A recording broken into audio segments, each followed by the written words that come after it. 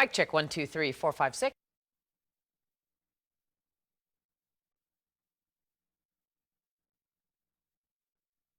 Thanks for watching Channel.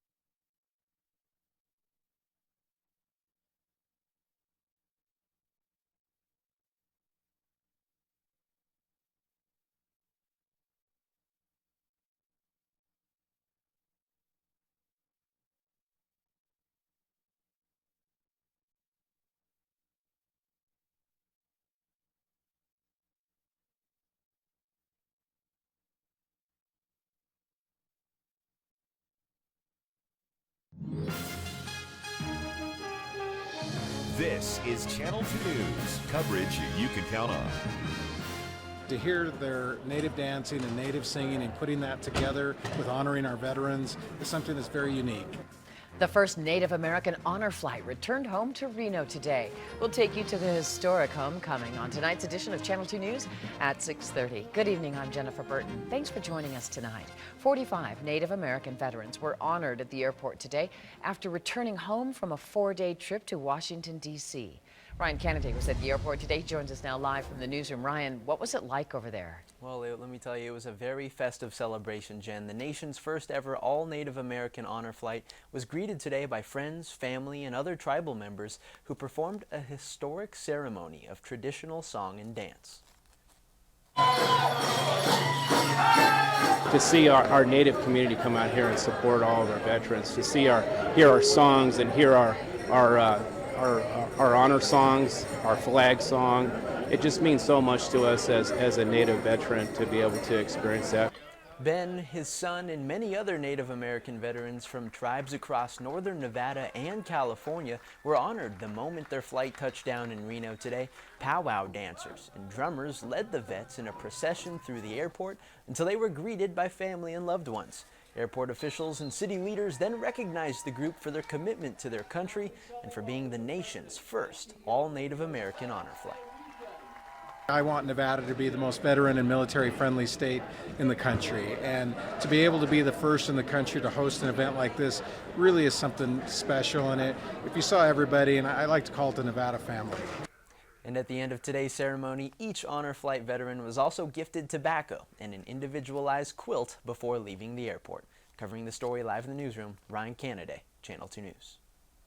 Now, here's meteorologist Angela Shelley's first look at the Pinpoint 2 forecast. And just a neat sight to see, of course, the supermoon. And if you miss it tonight, you'll be able to see it again tomorrow night. But we did get a really nice picture. This is from our camera op, Chris.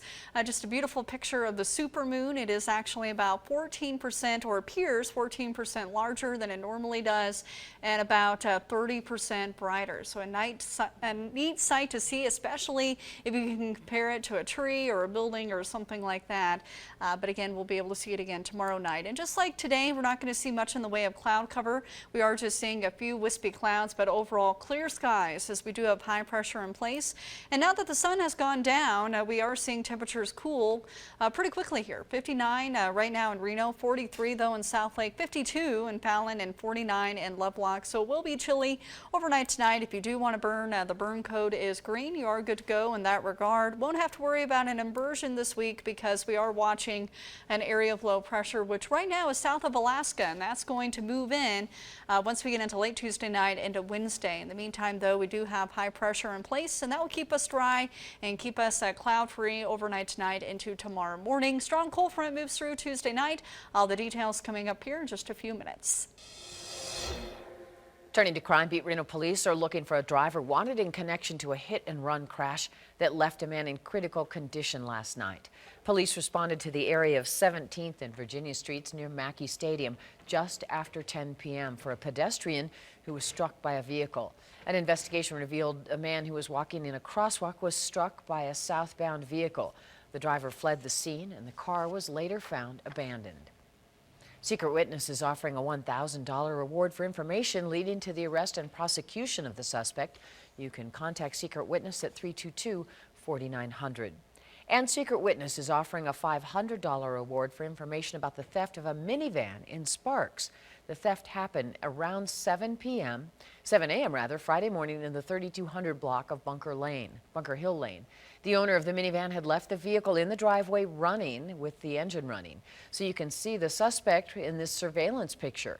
After the vehicle was stolen, the suspect abandoned it in the area of Reno Guns and Range on Market Street in Reno. Anyone with additional information is asked to call the Sparks Police Department.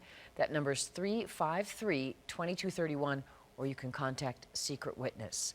The Sparks Police Department would like to remind citizens not to leave vehicles warming up in their driveways or in parking lots unattended. The Reno Police Department is investigating an armed robbery that happened during a sale through a classified ad website. The website, letgo.com, is similar to Craigslist. Police say the resident was robbed by a man who agreed to buy merchandise from the victim. Officer Tim Broadway says that with Christmas coming up, they can see an increase in these types of crimes. Nationally, it's one of those things where people think that they're getting a good deal and they don't know who the person is on the other end.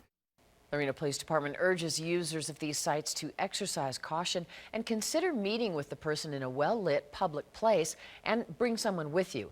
They even suggest using the Reno or Sparks Police Departments since they have surveillance cameras. Donald Trump announced he's filled 2 top posts in his upcoming administration, and tonight gives his first television interview to 60 Minutes. As Roxana Saberi reports, protests continue in at least 4 major cities. Donald Trump is turning to a Washington insider for his White House chief of staff, Reince Priebus, the chairman of the Republican National Committee. The president-elect named right-wing media mogul Stephen Bannon his chief strategist. In a statement, Trump said, "I am thrilled to have my very successful team continue with me in leading our country." The president-elect of the United States of America, Donald Trump.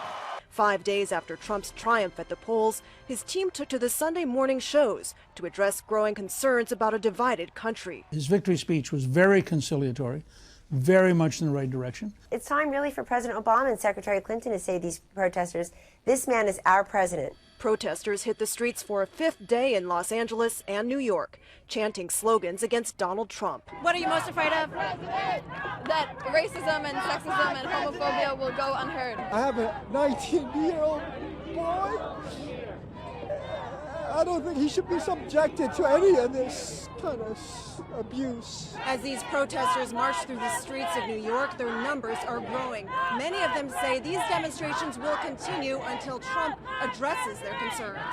In his first post-election television interview, Trump told 60 Minutes' Leslie Stahl he still plans to secure the border with Mexico. Are you really going to build a wall? Yes. They're talking about a fence in the Republican Congress. Would you accept a fence? For certain areas I would, but certain areas the wall is more appropriate. I'm very good at this. This is called construction. Trump also told 60 Minutes as president he'll be very restrained on social media. Roxana Saberi, CBS News, New York. You can catch the full interview with 60 Minutes' Leslie Stahl tonight on Channel 2 right after our newscast. Still to come on Channel 2 News at 6:30, the fish that live in Pyramid Lake define the culture of the area. Jack Sutton has an update on efforts to save the creatures, which are a bridge between the past and the future. That story next. You're watching Channel 2 News at 6:30 with Jennifer Burton, Dallas Kolodny on sports, and meteorologist Angela Schilling with your Pinpoint 2 forecast.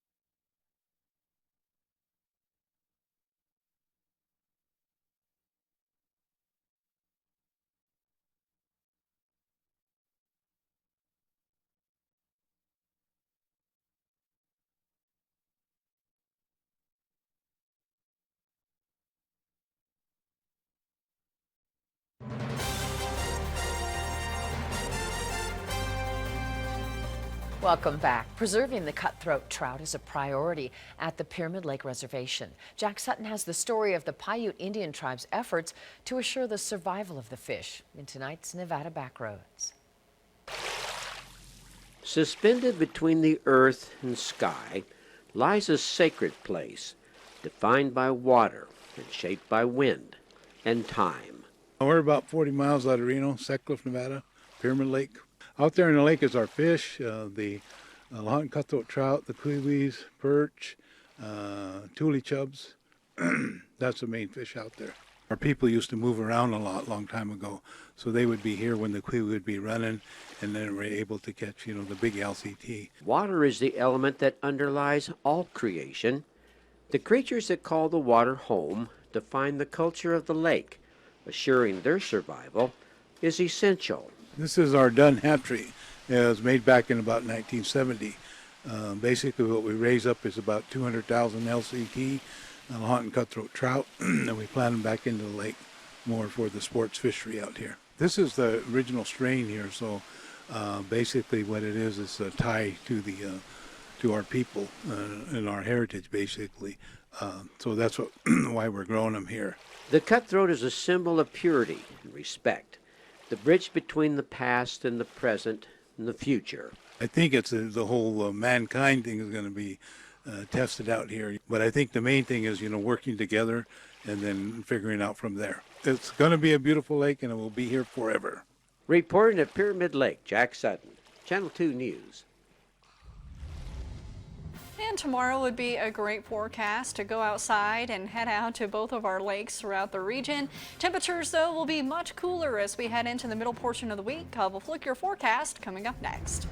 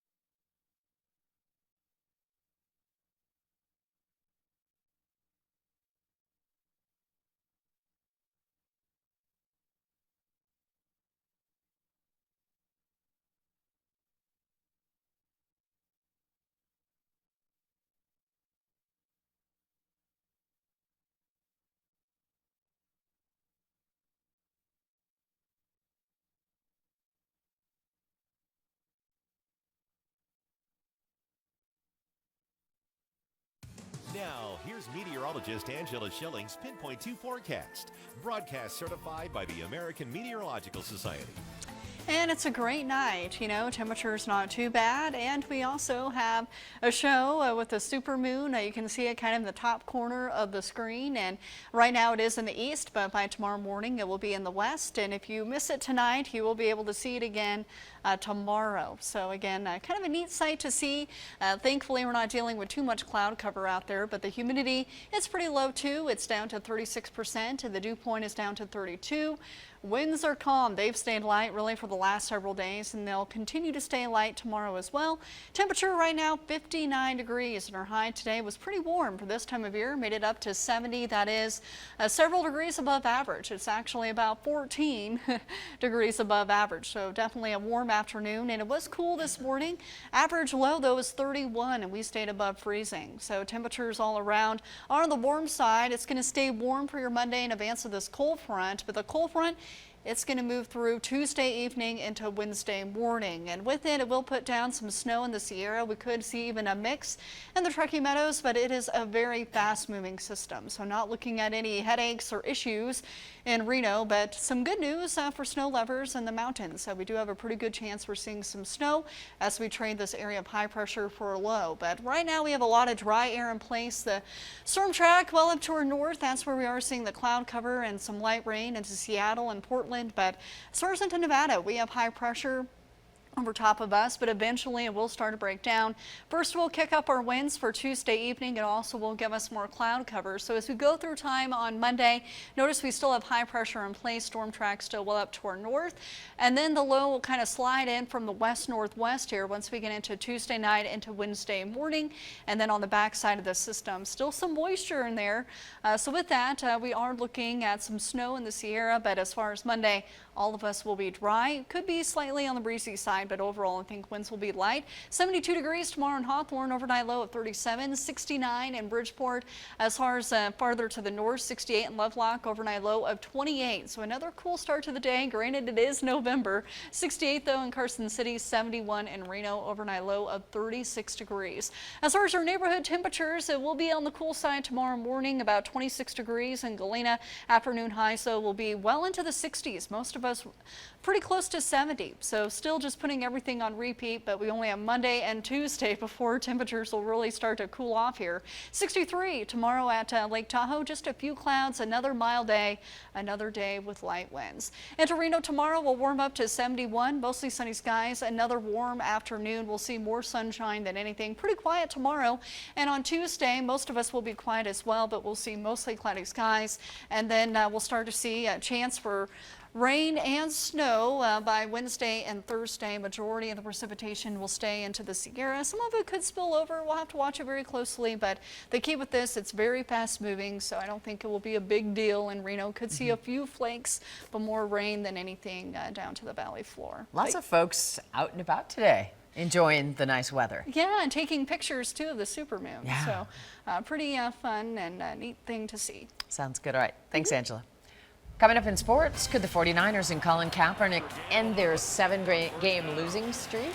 Dallas is in next with the highlights. For the end zone, wide open, touchdown, 49.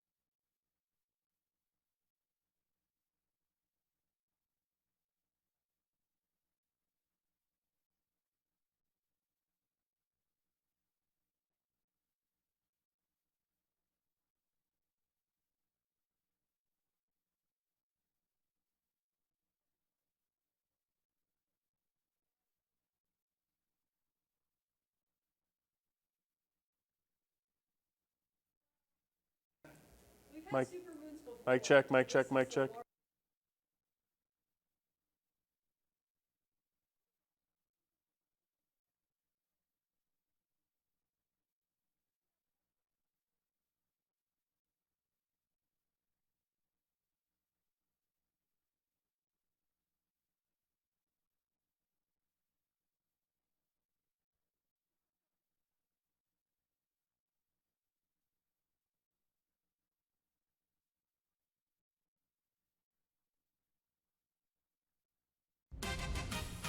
Now, here's Dallas Kolodny with Channel 2 Sports.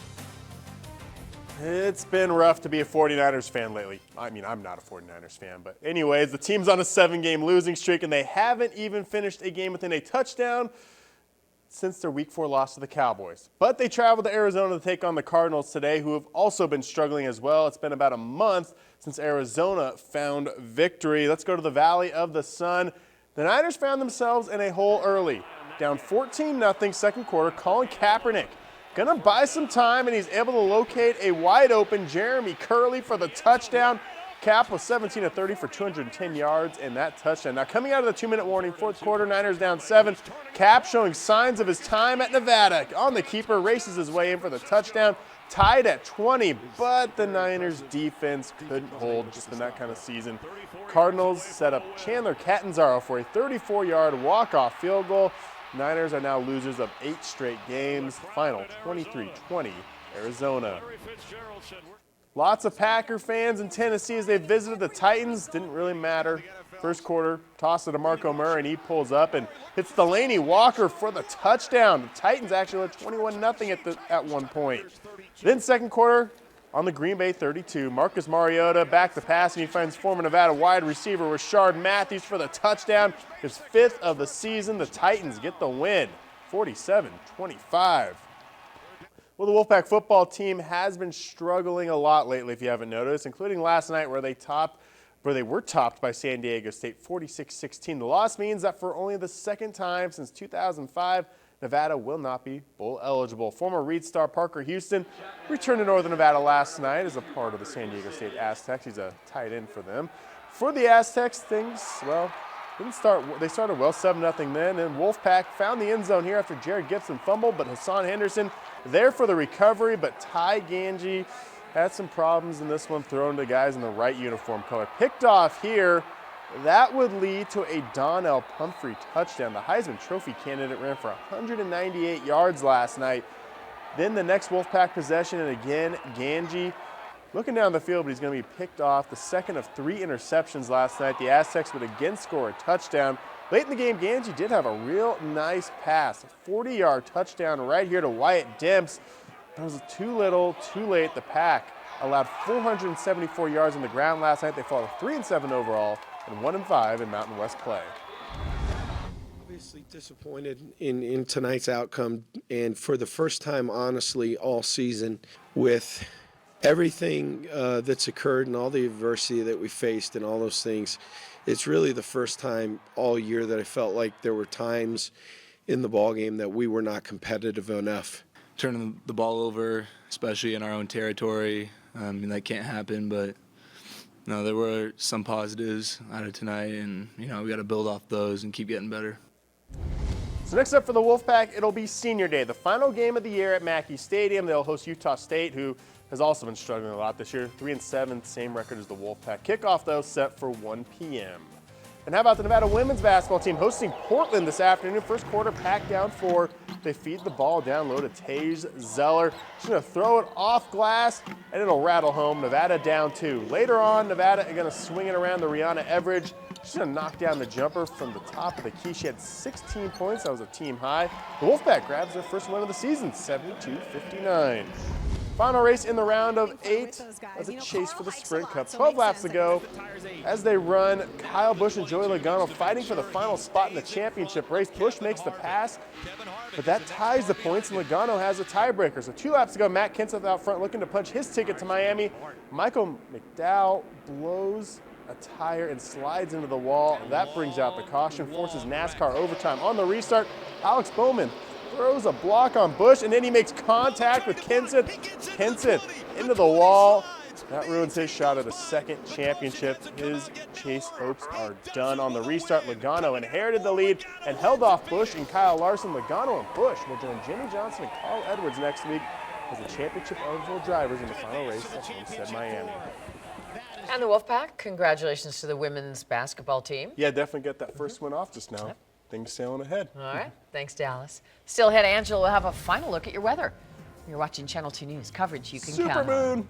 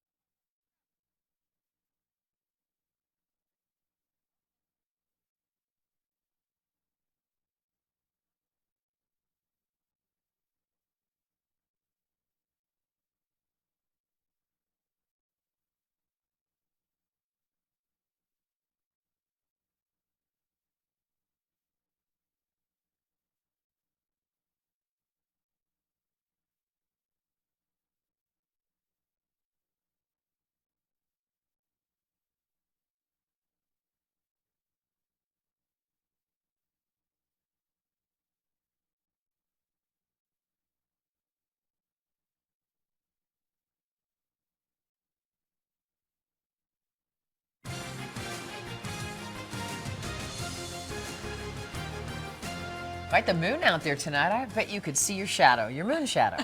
Yeah, it's so bright. That would be really cool. Yeah. Yeah, a neat thing to see, and we'll be able to see it again tomorrow. So it's not only tonight for the supermoon, but also on the 14th. As far as your 7-day forecast, it will be mild tomorrow, 67 on Tuesday. Then we do have a chance for snow in the Sierra, both on Wednesday and Thursday. Looking good. Thanks for joining us. Hope to see you back here at 11. Good night.